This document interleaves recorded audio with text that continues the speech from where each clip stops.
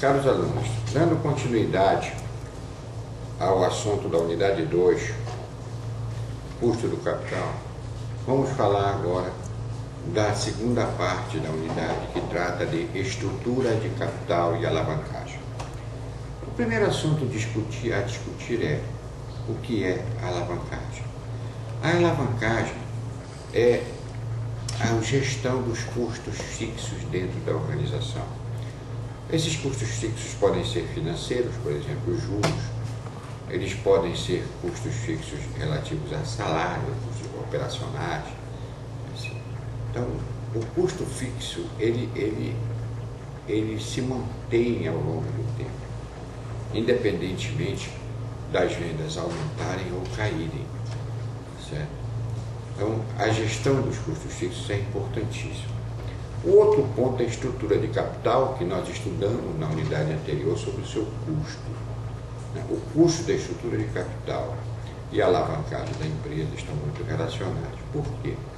Quanto mais a empresa utiliza recursos de terceiros, ou seja, ela paga juros, certamente ela aumenta o seu risco financeiro e operacional. Por outro lado, nós vimos no vídeo anterior que o custo financeiro, ou seja, as despesas financeiras são deduzidas do imposto de renda, porque elas são deduzidas na DRE, e elas são mais baratas que os recursos próprios.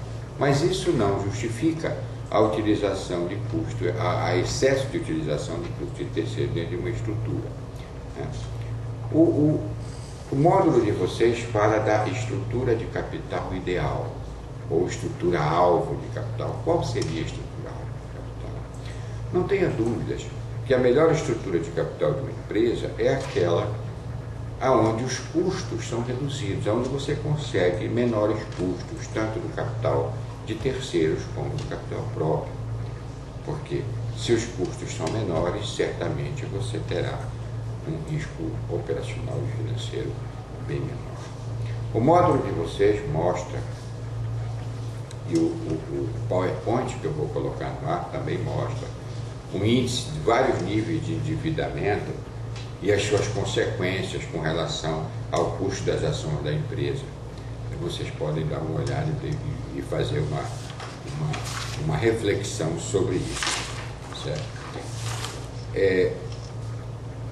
As empresas, elas convivem com dois riscos, que se chama de o risco econômico, o risco financeiro, ou o risco empresarial e o risco financeiro. Risco empresarial de respeito aos resultados da empresa, aos lucros da empresa, certo? O risco financeiro, ele está mais ligado à estrutura do capital da empresa. Uma empresa que opera com custo de capital muito alto, custo de terceiros muito alto, é uma empresa que certamente terá maiores riscos, certo? Então,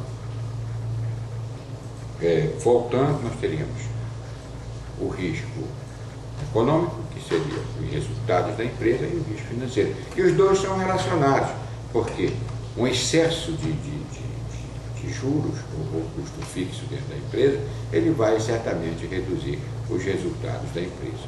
Tá? Que nós vamos verificar mais adiante que, em determinadas situações, essa redução de resultado até implica num maior retorno, mas dentro de uma condição que o retorno do negócio da empresa seja maior que o custo do capital. O que é isso? É como você comprar um objeto por 10 e vender por 15. Quer dizer, o dinheiro nesse aspecto, ele é uma mercadoria como qualquer outra.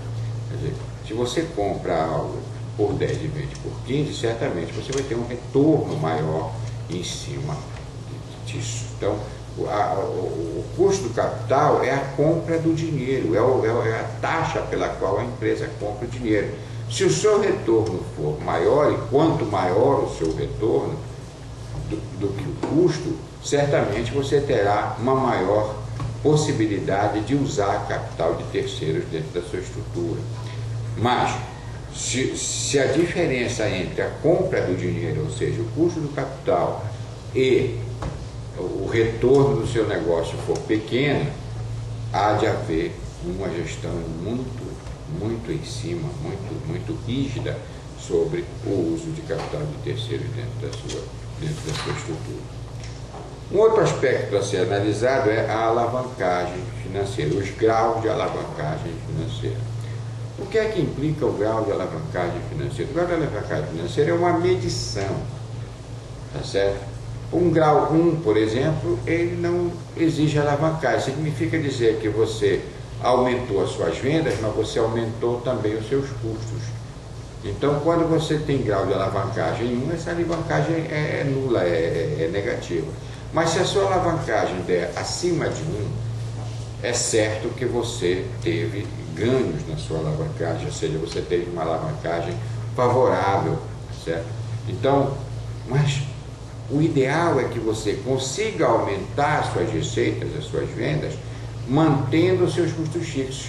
Porque quando você consegue aumentar as vendas mantendo os custos fixos, o reflexo no lucro é mais que proporcional. Por exemplo, se você consegue aumentar as suas vendas em 50% e mantém os seus custos fixos financeiros ou operacionais, o seu resultado chega a aumentar em 90% a 100%.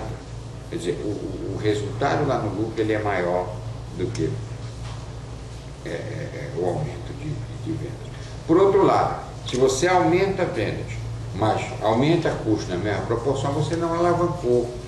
Ou seja, você simplesmente aumentou o risco da empresa sem ganhos e sem retornos para os seus acionistas. É isso que mostram os graus de alavancagem, né? Afora isso, temos algumas teorias sobre a estrutura do capital. E o módulo de vocês mostra aí situações, né, em que um aumento do capital próprio ou do capital de terceiros vai refletir no lucro da empresa. Tá? Sobre esse assunto é o que nós tínhamos a falar.